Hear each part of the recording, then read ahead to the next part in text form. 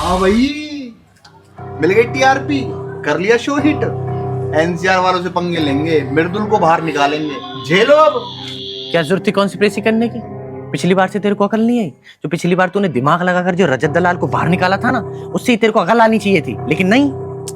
मुझे क्या पता था यार, लोग इतने समझदार हो जाएंगे इस बार। मुझे लगा पहले जैसे करता था वैसे इस बार कर दूंगा यार। जो तू ये दिमाग लगाकर लोगों को, एनसीआर वालों को तू बाहर निकालता है ना, तू है, उससे तेरे को फर्क नहीं पड़ेगा।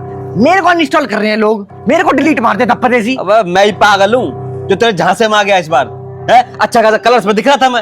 अपना मत देखना, अपना जो दिमाग लगाते हो ना तुम, ये कॉन्स्पिरेसी रचते हो, फिर एनसीआर वालों को धप्पा सी बाहर निकाल रहे हो, उसको मत देखना, अपनी करतूतें मत देखना। तूने ही कहा था ना कि एनसीआर वाला को नहीं जिताना है। तो कैसी बातें कर रहा है यार, इनसे पागल इंसान है तू।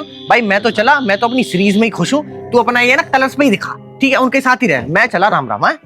आओ लूट लो मेरी इज्जत।